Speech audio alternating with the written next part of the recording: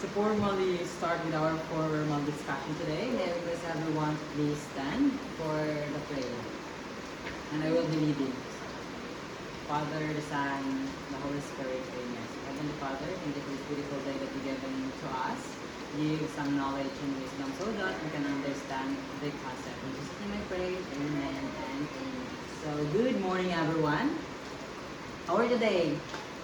Yes, you're feeling good. So, let's proceed to our attendance. So, who's absent today? Revilla and Patigayon. Sila lang dua. Okay, very good. Wala kay absent. Okay. Okay, let's have a short review in our previous discussion. So, what is our previous discussion? Yes, Miss Abuda. Okay, communication. What is communication? Okay, Miss Honeybee. What is communication?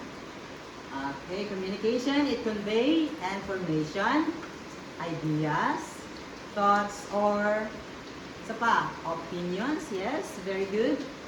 And communication also, we use this in our daily life. So, very good. And also, let's do a activity. Naminagin mo sa last itong topic na. Let's do an activity. Okay. So, this is the instruction.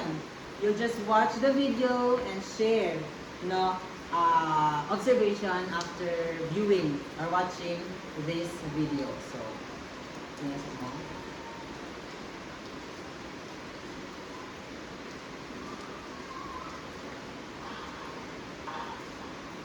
Hindi siya madumi. Diba?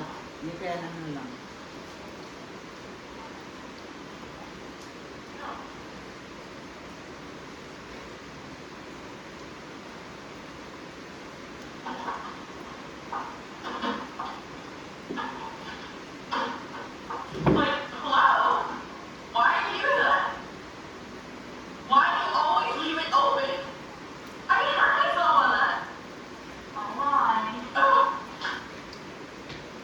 Another one.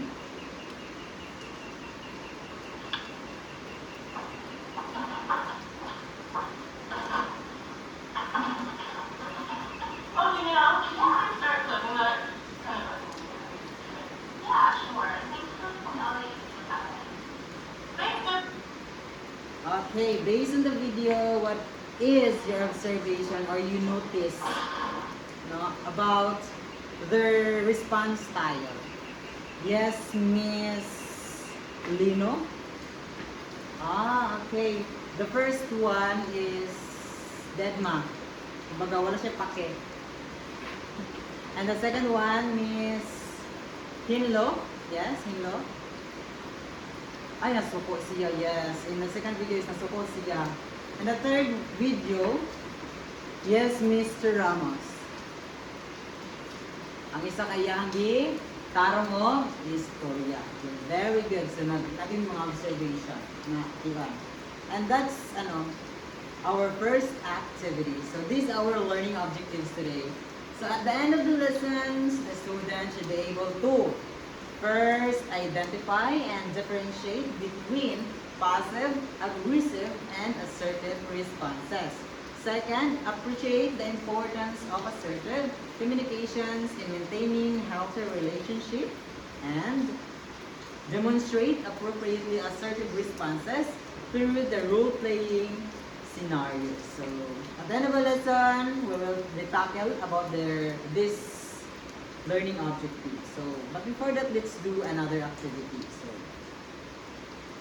okay, we have here a Geneva story. So, in other words, Geneva story, it's talk about naglinya siya about gusto siya magtanaw sa concert, and then nagpalit siya ticket, which is naglinya siya, and ang minimum ang nabili na lang ang ticket is 5. So, nag-insert sa iya nga duha ka babae. And that is a Geneva story. So what should they want? Okay, what do you think Geneva should do? Sa yang buhaton dito. So sa man kanang masuko ba siya? Istoryahan ng babae or kung ano niya kana lang Wala lang. What do you think? Yes, Miss Abuda again. Yes, istoryahon niya. So, how will Geneva feel? So, unsay ma-feel ni Geneva nga gi-insertan siya? Yes, masupogid siya, no? And how will two girls feel? So, unsay ma-feel sa duha ka babae nga giina ni Geneva regarding sa katong pangsingit. Okay, maulaw sila. Yes, that's true. Do you have any idea what is our lessons today? Yes, Miss Hilo. Yes, very good. So our topic for today is it's a type of responses. So, but before that, let's understand what is response. So response, it is a reply or reactions to a questions, statement, or situation. So in other words, response, it is a reactions or it is a reply to a certain question or statement or situation. Just like you're asking me what is the importance of communication. So I respond to you, and that we can call the communication is effective if there is a response. So these are the types of responses. So we have a passive, aggressive, and assertive. So we will be dealing with this type of responses. So let's begin with the passive. Do you have an idea what is passive? Okay, wala. So passive, it is a response that avoiding direct expression or thoughts, feelings, or needs, often to avoid conflict. So more on dili siya gusto mga conflict, so that he avoid direct expressions, their thoughts, their needs, or their feelings without knowing na murag nakuha siya na kanang na tamak-tamakan na siya. These are the characteristics. So first is quiet or submissive tone or mahinhin. Second is hesitation to share opinion. So maulo siya mag-share sa iyang opinion because di siya gusto nga ay basin mas nindot pang uban, more on kanang self-thinkers, kanang di siya gusto nga kanang ipalabas kay basin mautang yaha, and that is passive. Next is prioritizing others' needs over one's own. So mas gina-priority niya ang uban. So in Geneva's story, kung iyang response dito is passive, iyang ginapasagdahan ang uban nga mag-insert without knowing nga dili na siya kumagtikit o dili na siya kitanaog concert. Did you understand? Okay, very good. So what is passive again? Avoiding direct expressions to avoid conflict. Very good. Next one is we have aggressive. So what is aggressive? So do you have an idea, since this na naman is understandable word? Okay. Okay. Aggressive. Suko. Okay. Very good na lang. So expressing thoughts, feelings, needs in a way that violates other humans, or it is confrontational. So in other words, aggressive is more on expressing their thoughts without knowing that he can hurt other people or it can violate their own rights. So in other words, is gina-confronta gid niya. In an aggressive way. No, suko siya. First is we have the loud, dominating tone, kumbaga kusog, kanang murag makairita sa dalunggan. Second, interrupting or belittling others, focus on winning or being right. So feeling nila tama sila, so that nasa ko sila, can create fear or resentment in others. So makahadlok din siya sa uban since aggressive man, no? So of course, if ang aggressive ang isa, of course it can cause a conflict between the two, since aggressive man ang gi-send niya sa katong iyang receiver. Of course, ang receiver mag-reply po sa iyang in aggressive way. So which is dili ni siya maayo sa atoa. So do you have a experience or real life scenarios na kuha na ni? Okay, nanghiram mo ang classmate o ballpen na niya, nasuko siya kay Wala siya gipahiram. Tama ba ko, Johnny? Yes, no? Gusto ko siya. Okay, the next one is we have the assertive. So, do you have an idea? What is assertive? Okay, wala. Okay. Clearly and respectfully expressing thoughts, feelings, or needs while valuing others' perspectives. So in assertive pala, it's talk about reciprocating between respect. So gi-value mo siya and you respect him or her.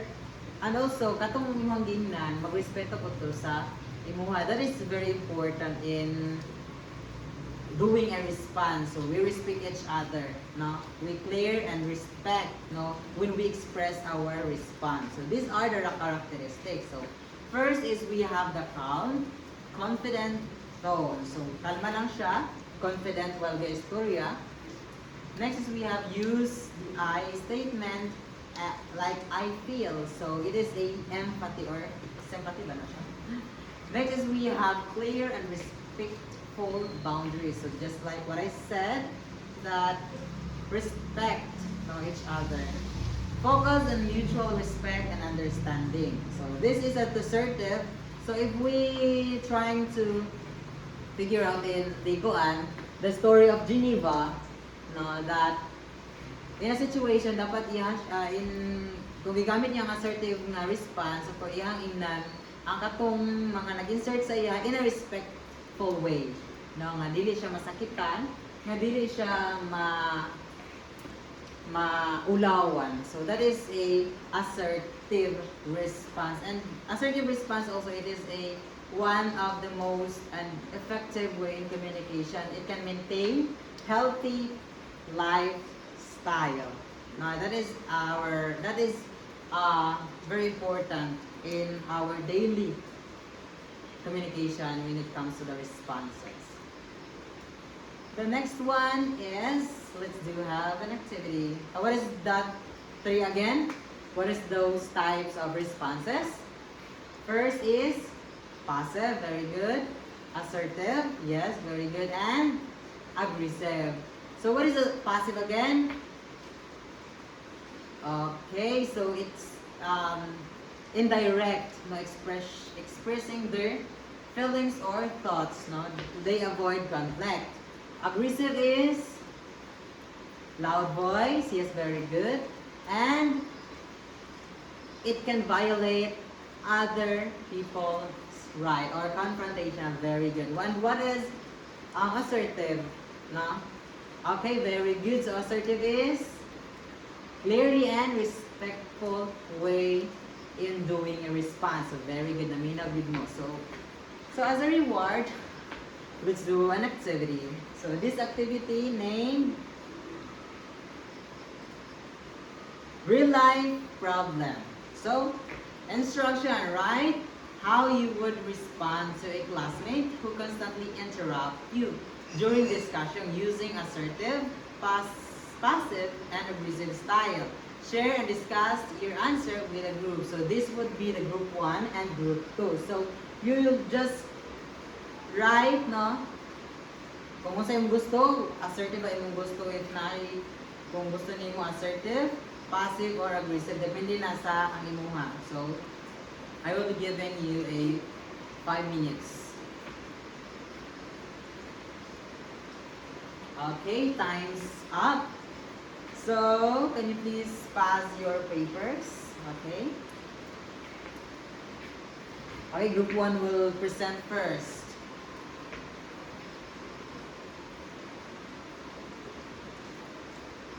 Okay, they use assertive response because it creates healthy relationship between in communication. Yes, very good, very good. A round of applause, please. Give 5 claps from the group 1. 1, 2, 3, 4, 5. O, nga naman yung sobra. Okay. How about group 2? Okay. Present.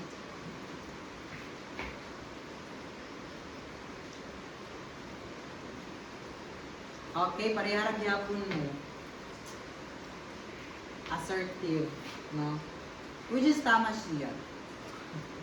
So, he state that iyang istoryaw na katong ga-interrupt sa iyang classmate so that makabalo siya nga di kita siya pwede in communication. Very good. Give 5 claps. 1, 2, 3, 4, 5. Okay, very good. So that no, nakasabot na mo ani, what is again? Assertive, ay passive, aggressive, and assertive. Very good. So let's do a quiz. Quick quiz. Okay, ready naman siguro mo. Okay, number 1. Okay, magpasa mo papel. 1/4. Okay. 3, 2, 1. Okay, number 1. What is a passive response? Just a keyword na lang so that makasabot ang tanang. Okay, number 2. How does an aggressive response typically make others feel? Okay. Number 3. What is the key characteristics of assertive communication? And number 4, you just write true or false. Assertive is the same as aggression. What do you think? And number 5, this is an example of a passive response. I don't mind if you take my things without asking. So what do you think? That's true or false? Okay, time's up. So, taas ang mga papel. Okay, basa sa kilid. Corner. Okay. Ako na yung check on niya. No, and tanaw na pag-present na minaw. And for the assignment, this is your assignment. You can take a photos or you just write na lang. What are the potential outcomes in using passive communication? That is number 1. Can aggressions communications ever just be justified? Number 3, assertive communications can lead to understanding and why. So, I think, paano siya? 30 points. No, B, ano lang, tarong yung answer. Ay, avoid mo po na pag okay na mag-search but do not, copy all sa internet. Okay. And that's all. Thank you for listening. So, goodbye everyone. Okay, goodbye. So I hope you enjoy this week. Bye-bye.